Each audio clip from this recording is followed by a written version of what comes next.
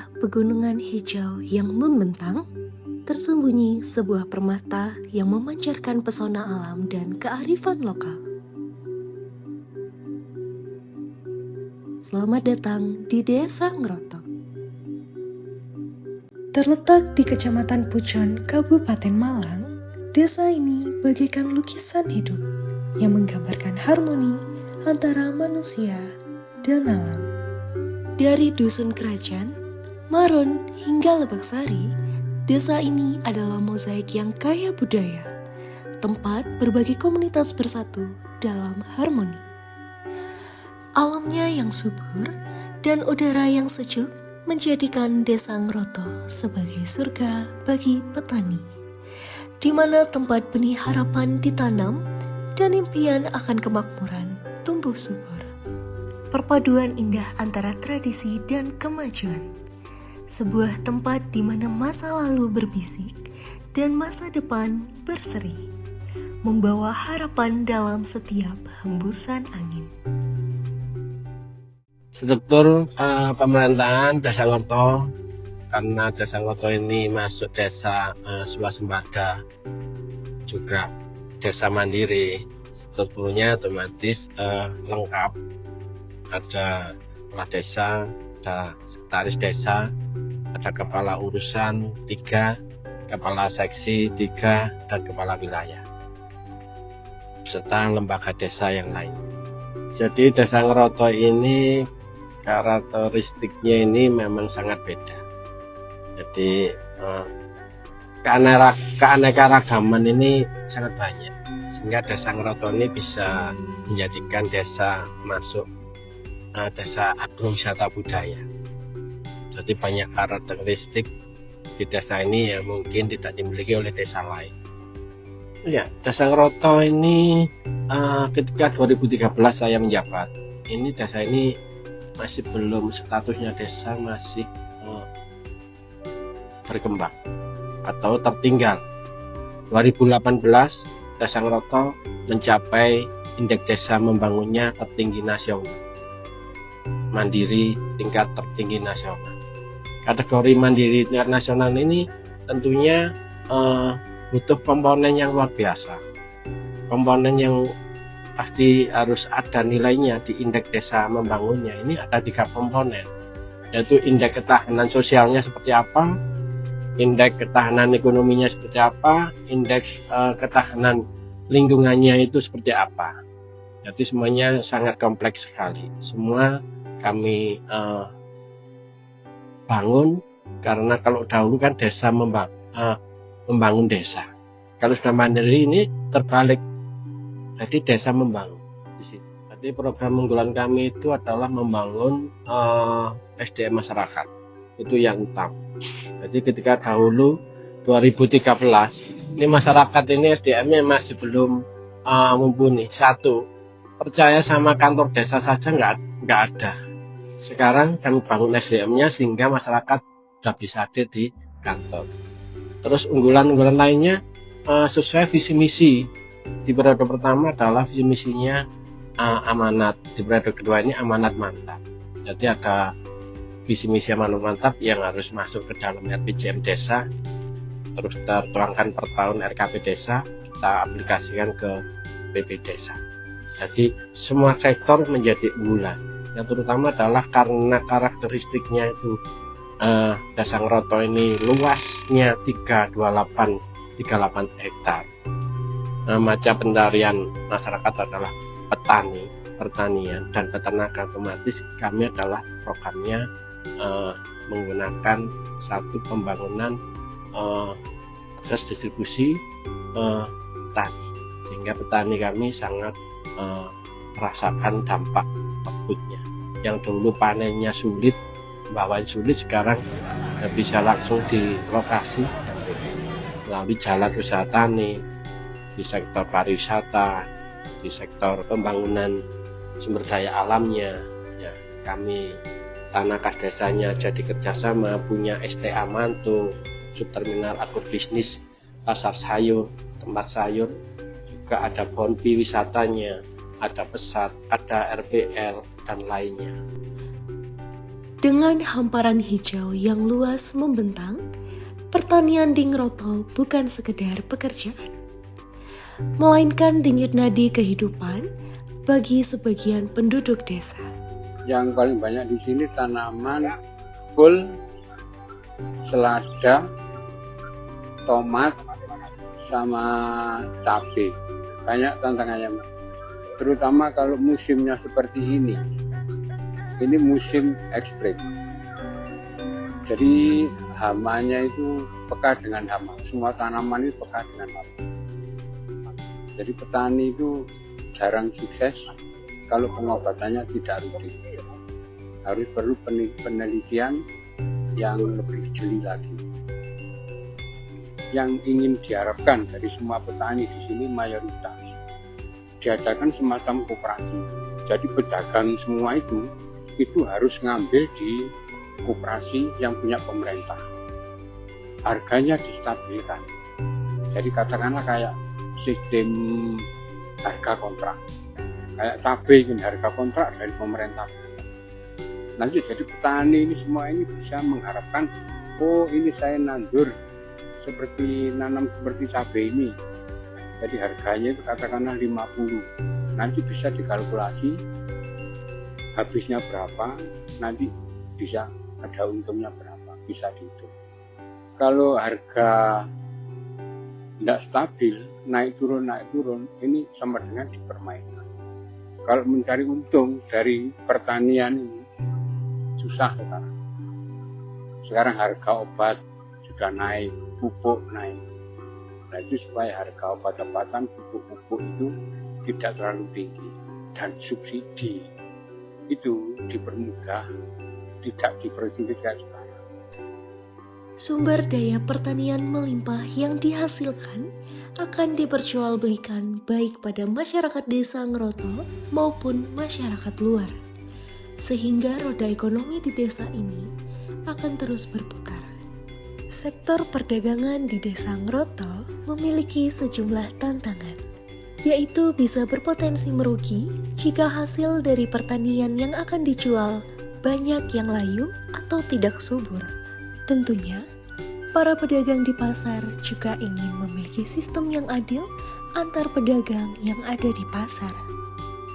Nama saya Siswondo, jualannya sayur mayur sawi, gobis, andewi, sai daging, dan semuanya. Biasanya saya jam 7 sampai jam 12. Kalau bisa pasar ini dikondisikan sayur mayurnya itu penjualnya sama pembelinya itu yang sportif gitu loh Pak. Yang harapan kedepannya seperti itu.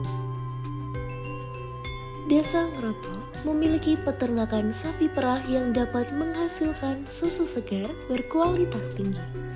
Lebih dari sekedar hasil, ini adalah simbol kebanggaan dan fondasi penghidupan utama bagi penduduk desa. Peternak sapi perah dapat menghasilkan minimal 16 liter susu sapi per harinya. Mayoritas peternak sapi di desa Ngroto dapat terbilang sukses karena memiliki fasilitas pendukung produk susu sapi seperti koperasi SAE dan juga masyarakat dalam dan luar pedesaan yang memiliki minat terhadap susu sapi. Nama saya Pak Usman, profesi peternak sama petani. Peternak sapi perah yang banyak itu susunya buat perekonomian di rumah dan desa Ngroto. Sekarang lebih pesat maju karena teknologi peternakan semakin maju juga. Semoga peternak Ngroto itu sukses maju bisa menjangkau perekonomian di desa Ngroto. Dengan panorama alam yang memukau dan kekayaan warisan budaya, Desa Ngroto mampu menarik hati wisatawan untuk merasakan kedamaian dan keaslian kehidupan pedesaan. Ya, dari Bonpi ini sejarahnya dulu ini tanah kas desa. Memang disebut Bonpi, dikatakan namanya Bonpi itu karena di sini tempat kebun dari ada perkebunan kopi peninggalan Belanda dulu. Ya. Terus dikuasai oleh desa, menjadi tanah kas desa dan digunakan untuk wisata. Adapun yang bisa dipamerkan atau dijual di sini adalah view. Ya. view yang menghadap langsung ke Gunung Dwarawati, ke Gunung Argowayang dan lain-lain ya, yang juga udaranya sangat sejuk, udaranya bisa terutama untuk para wisatawan dari daerah-daerah yang di luar Kabupaten Malang yang otomatis suhunya atau cuacanya panas, mungkin bisa menikmati udara dingin yang ada di sini. Untuk perkembangan pariwisata di Desa Ngroto sebenarnya sudah melonjak lah, istilahnya sangat signifikan karena sudah menjadi pintu masuk daripada kota wisata Batu yang terutama memang terkenal dengan kegiatan atau pariwisatanya di kota Batu. Jadi ini menjadi pintu masuk, bisa menjadi transit daripada para wisatawan yang ada dari luar daerah itu tadi. Terutama untuk pengembangan ya, penambahan wahana yang ada terutama di Bonpi inilah yang dikatakan ini sebagai barometernya Desa Ngroto, karena di sini Bonpi menjadi ikon dari Desa Ngroto. Jadi ada penambahan wahana setiap tahun, karena bermain di wisata itu tidak akan berkembang tanpa adanya penambahan wahana setiap tahunnya itu. Dan itu bisa dilakukan melalui sekarang ada Kopdes, Koperasi Desa.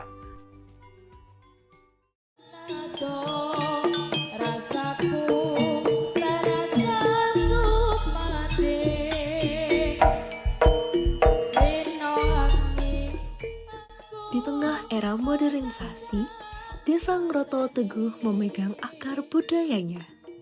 Setiap sudut desa ini adalah panggung bagi warisan leluhur yang tak lekang oleh waktu. Kami selaku LAD, kami tetap akan mendukung sekali karena apa? Semua budaya dan tradisi ini patut kita lestarikan, karena kita sebagai regenerasi sekarang, kita bukan perintis tapi pewaris dari para leluhur. Apa yang diberikan oleh leluhur kami sesuatu hal yang baik tetap kita pertahankan, karena di era sekarang banyak anak-anak yang tidak tahu tentang asal usul apa sih sebenarnya sesuatu hal hari ini, dan taunya era sekarang. Tapi dengan semua apa yang diperjuangkan oleh leluhur kita dahulu, ini saat ini perlu kita pertahankan demi anak-anak di era masa depan. Tradisi yang perlu kita pertahankan ya, terutama ada tradisi budaya, pencak silat, juga kuda lumping. Karena sebelum ada kegiatan budaya-budaya lain, Desa Ngroto juga punya khas bahwa pencak silat itu di sini berdiri tahun 1958 yang dipertahankan sampai sekarang, termasuk dari pencak silat, juga ada kuda lumping. Dan di era-era sekarang kayaknya anak-anak ini lebih suka untuk mengemari tentang budaya ini yang perlu kita pertahankan. Karena apa? Mudah-mudahan anak-anak di era sekarang tidak tergerus dengan budaya-budaya baru yang masuk, yang tidak termasuk bukan pelestarian dengan kebudayaan di sini. Harapan kami dengan adanya kegiatan seperti ini, mudah-mudahan kesenian dan budaya selaku kita LAD, harapan kami anak-anak regenerasi kita ke depan tetap mempertahankan budaya-budaya kita selanjutnya, dan juga harapan kami ada peran serta dari pemerintah untuk mendukung tentang pelestarian adat dan budaya untuk era ke depan demi anak-anak bangsa. Karena ada sebuah kata, majune negara saka pinter nulis lan maca, aruming bangsa saka lestarining adat lan budaya. Itu bahasa kami dari bahasa kita orang Jawa.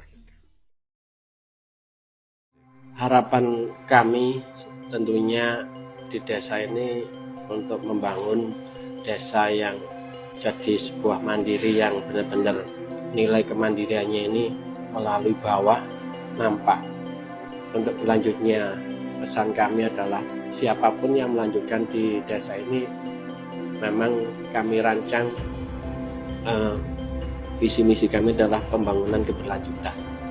untuk kesejahteraan masyarakat Desa Ngroto dan sekitarnya. Jadi harus tetap menjaga stabilitas, konsistensi ke depannya agar desa ini berjalan dengan baik. Desa Ngroto, sebuah desa mandiri yang terus berkembang. Bersama dengan masyarakatnya yang penuh dengan semangat gotong royong dan penuh kehangatan dalam setiap ruangnya.